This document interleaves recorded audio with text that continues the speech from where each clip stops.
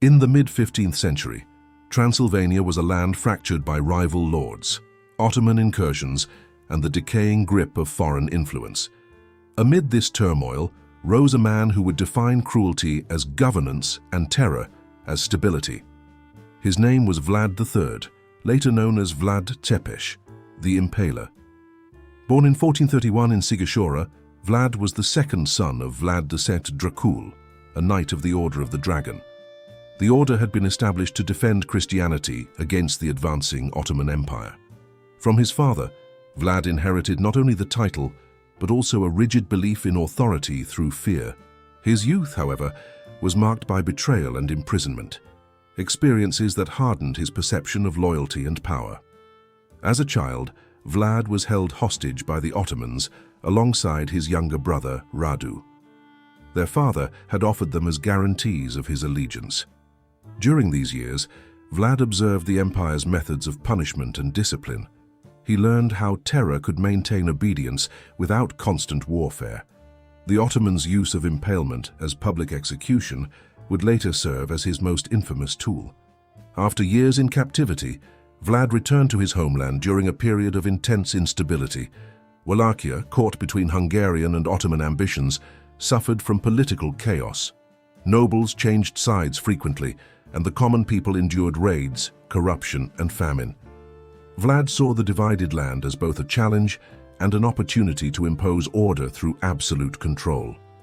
When he ascended to the throne in 1456, his rule was not initially secure. He faced opposition from noble families who had betrayed his father and supported rival claimants. His first actions as voivode were aimed at removing these threats. Many of the boyars responsible for his father's death were invited to a feast in Targovište. After the meal, Vlad ordered them seized.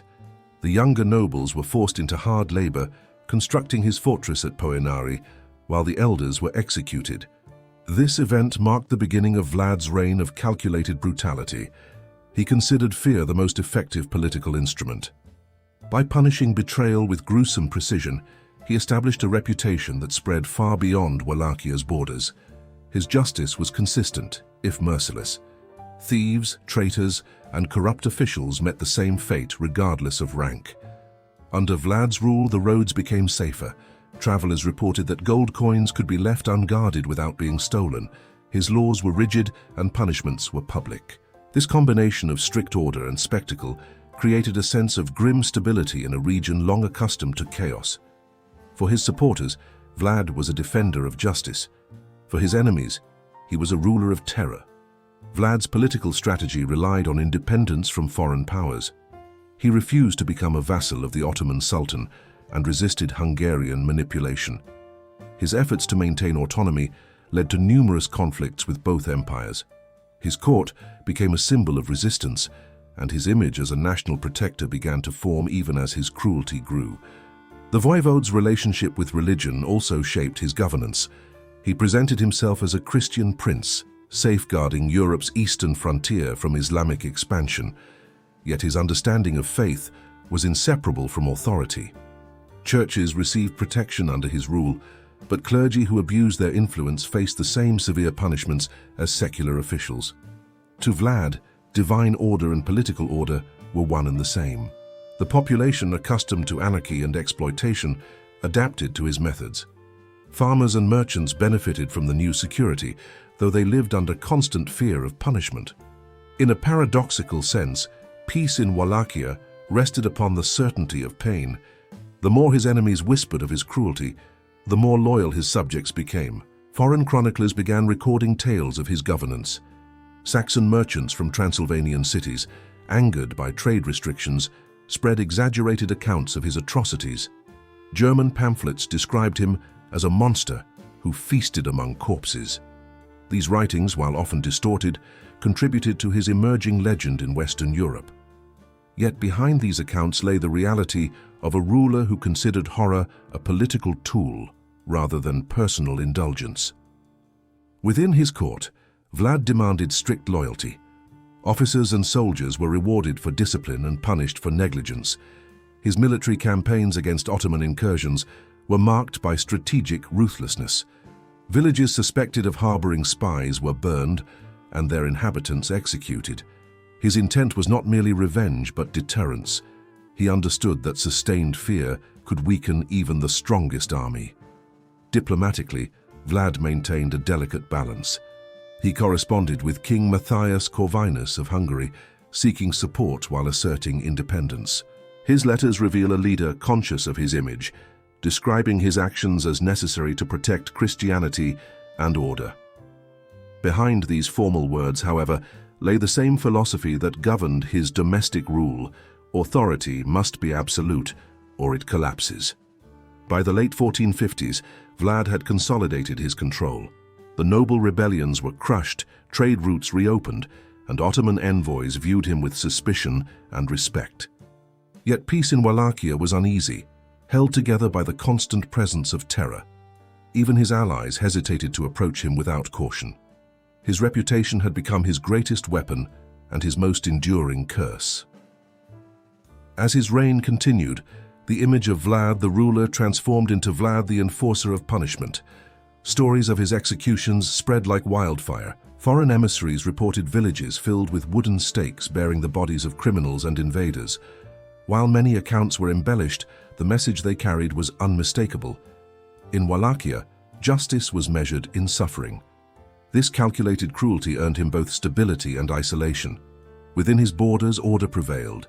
Beyond them, fear and fascination intertwined. The chronicles of the time described him as both savior and demon, a figure whose authority was unquestioned, yet whose methods defied human mercy. By the early 1460s, Vlad's name had crossed borders, reaching courts in Hungary, the Holy Roman Empire, and even Venice. Each account differed, yet all agreed on one point: his reign represented an experiment in ruling through terror. For a land ravaged by disunity, it brought temporary strength. For those who opposed him, it marked the beginning of a long and painful reckoning. In this period of his greatest control, Vlad stood as both ruler and symbol, a man forged by betrayal, hardened by captivity, and convinced that pain could build peace. What began as a strategy for survival had evolved into a philosophy of governance. The stage was set for the darkest expression of his rule, when punishment would no longer serve politics alone, but become an institution of fear. By the second decade of Vlad's rule, fear had become the foundation of authority in Wallachia. His governance rested not on negotiation or diplomacy, but on the certainty of pain. Those who witnessed his punishments understood that his justice was not meant to reform, but to remind. It was during this period that the impalement stake, once a foreign instrument, became the unmistakable emblem of his reign. The method of execution was introduced during his years under Ottoman custody. Vlad had observed it as a slow, public process designed to crush morale. When he returned to rule, he adapted the practice to his own system of justice. The technique required precision. The stake was sharpened to a dull point, not a knife's edge. Victims were not pierced suddenly, but lowered carefully, ensuring that the wood entered without rupturing vital organs. The result was a prolonged descent into death that could last for hours or even days. The placement of the stakes was deliberate. They were positioned along trade routes, outside city gates, and near battlefields. Each stake stood as a warning. Travelers approaching Wallachia saw rows of bodies leaning upon crooked poles, angled slightly so that the victims would slide downward slowly under their own weight. The air reeked of decay, yet no one dared remove them without royal consent. The fields became silent witnesses to the doctrine of fear. Records from Saxon merchants describe the scene with reluctant detail. Hundreds of stakes stretched across open plains. Some bore the remains of thieves, others of captured soldiers or corrupt officials. The punishments were public, but the message extended beyond those who watched. It was an unspoken decree that lawlessness had no sanctuary within Vlad's realm. His punishments were not carried out in secret chambers, but beneath the open sky. Villagers were summoned to witness them. The executions followed a ritual pattern. The accused was read their crimes, often theft, treason, or deceit. The stake was planted before them. Soldiers restrained the condemned as the pole was raised. Once the body was fixed in place, guards stood aside while the ruler observed silently. It was not spectacle for pleasure. It was the enforcement of order through spectacle itself. The king's scribes maintained detailed records of those punished. These documents reveal the extent of his control. Peasants were executed for minor crimes if they challenged authority. Nobles suffered the same fate for betrayal. This consistency, though brutal, eliminated favoritism. The system functioned on predictability. Every citizen knew the consequence of disobedience. During campaigns against the Ottomans, Vlad extended his methods to the battlefield. Captured soldiers were impaled not as prisoners of war, but as messages. Chroniclers from Constantinople wrote that entire battalions vanished into the forests of Wallachia, only to be found days later suspended above the ground, their armor reflecting the sun. These reports, though sometimes exaggerated, reached the Sultan himself, who began referring to Vlad as Kazakhlebey, the Impaler Lord. The infamous Forest of the Impaled was the most extensive display of his rule's philosophy. After a major victory near the Danube, thousands of Ottoman captives were executed and displayed along the entrance to Targovište. The arrangement was symmetrical, stretching for miles, with stakes of varying heights. The scene stunned both locals and invaders. For Vlad, it served two purposes: to intimidate and to immortalize his defiance. Foreign emissaries described visiting his court during these years with visible apprehension. The punishments extended beyond criminals and enemies. Laziness among soldiers, dishonesty among traders, and corruption among clerks were met with swift judgment. Vlad's discipline was uncompromising, and those who served under him often regarded survival itself as a privilege. His method of control created an environment of paradox. Streets were safer than they had ever been, and trade routes prospered under his protection. Yet behind the stability was constant dread. Villagers whispered prayers not for mercy, but for invisibility, fearing that even suspicion could lead to impalement. Justice and terror had become indistinguishable. Contemporary accounts from foreign observers reveal differing interpretations of his cruelty. Some Western envoys regarded his punishments as necessary responses to the disobedience of a lawless land. Others viewed him as a barbaric ruler whose obsession with control had crossed into madness. The truth lay between these extremes. Vlad considered cruelty a strategic necessity rather than indulgence. Punishment in Vlad's Wallachia extended to symbolic acts as well.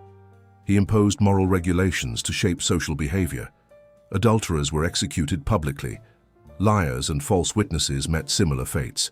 Even merchants who manipulated prices faced torture. Each decree reinforced the ruler's message that morality was inseparable from obedience.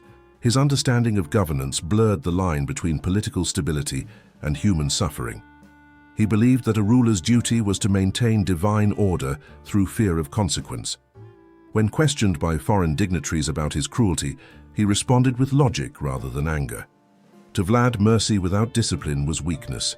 His reasoning reflected a medieval worldview where survival justified severity. During this time, Vlad commissioned the strengthening of fortresses such as Pernari. These strongholds were built through forced labor, often by those condemned to partial punishment. Prisoners who survived the stake were sometimes kept alive to work, their bodies marked by scars that served as reminders of disobedience. The fortresses themselves became monuments to the endurance of pain. Reports from neighboring regions spread rapidly. The Saxon cities of Brasov and Sibiu circulated illustrated pamphlets depicting impalements in exaggerated numbers. While intended as propaganda to vilify him, these depictions immortalized his methods across Europe.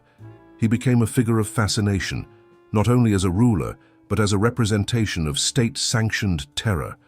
The cultural impact of his punishments extended into folklore. Peasants spoke of cursed fields where ravens feasted upon the impaled, and where no crops would grow. Whether superstition or truth, such stories reinforced his desired effect. The memory of pain lingered longer than the act itself. Vlad's administration functioned efficiently under this atmosphere. Tax collection became reliable, theft nearly vanished, and his army maintained unmatched discipline. Even as his enemies condemned him, they could not deny the order he achieved. His government, though rooted in cruelty, operated with structure and precision.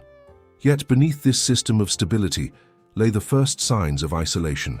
His noble class grew fearful, not loyal. Foreign allies grew cautious, reluctant to engage too closely with a ruler who governed through terror. The same tools that secured his throne began to separate him from those who could sustain it. By the late 1460s, the stake stood not only in the ground but in memory. Each punishment reinforced his power while eroding his human connections. What began as strategy had evolved into institution. The crooked stakes of Transylvania were no longer merely instruments of death. They had become symbols of an entire philosophy of rule. As his influence expanded and foreign envoys reported his methods across Europe, Vlad's name became synonymous with both order and inhumanity. His reign demonstrated how fear could unify a nation, yet also how such unity came at the cost of its soul. In the coming years, that balance would falter. Enemies within and beyond his borders would test the limits of terror as governance. But for now, the impaled stood as silent guardians of a kingdom that obeyed not from faith or loyalty, but from the knowledge that disobedience meant the stake. By the early 1470s, Vlad's reign began to fracture under the same fear that had sustained it. His relentless punishments had silenced rebellion, but they had also silenced loyalty. Nobles who once served him now plotted in secrecy, and neighboring powers saw opportunity in his isolation.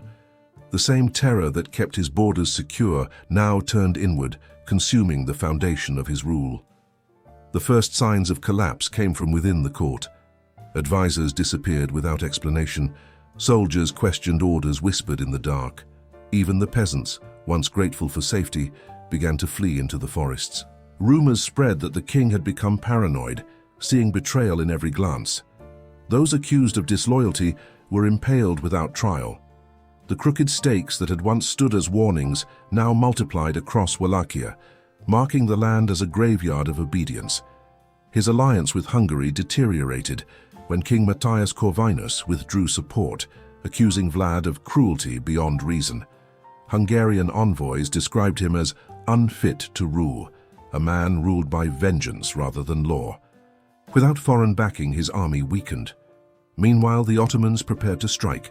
The Sultan, long humiliated by Vlad's defiance, saw his moment to reclaim the borderlands through force rather than fear. As the Ottoman forces advanced, Vlad's people hesitated to fight. Years of terror had destroyed the unity of his nation. Villages that once supplied his troops closed their gates. His name no longer inspired courage, it inspired exhaustion. He fought desperately, relying on dwindling forces and fading authority. His famed cruelty, once a symbol of control, had become a burden he could not escape. When the final betrayal came, it was not from a foreign army but from his own circle. Captured near the Danube by those he once commanded, Vlad was delivered to the Hungarians. His imprisonment marked the end of his power. For years he lived in confinement, his legend spreading even as his influence vanished. Chroniclers across Europe debated his legacy. Some called him a tyrant, others a defender of Christendom. Upon his brief return to power before his death, Vlad found a changed land. The people obeyed new rulers, and his iron methods no longer held force. He died in battle soon after, his body lost, his head reportedly sent to Constantinople as proof of victory. The fields once lined with stakes returned to silence, though the soil retained their memory. The crooked stakes of Transylvania became more than a symbol of one man's cruelty. They represented the paradox of his reign, that fear can forge stability, but never sustain it. Vlad Țepeș left behind a divided legacy, a ruler who restored order through terror, and a monarch destroyed by the very weapon he perfected. In the end, the ravens that feasted upon his victims found no difference between the tyrant and the fallen.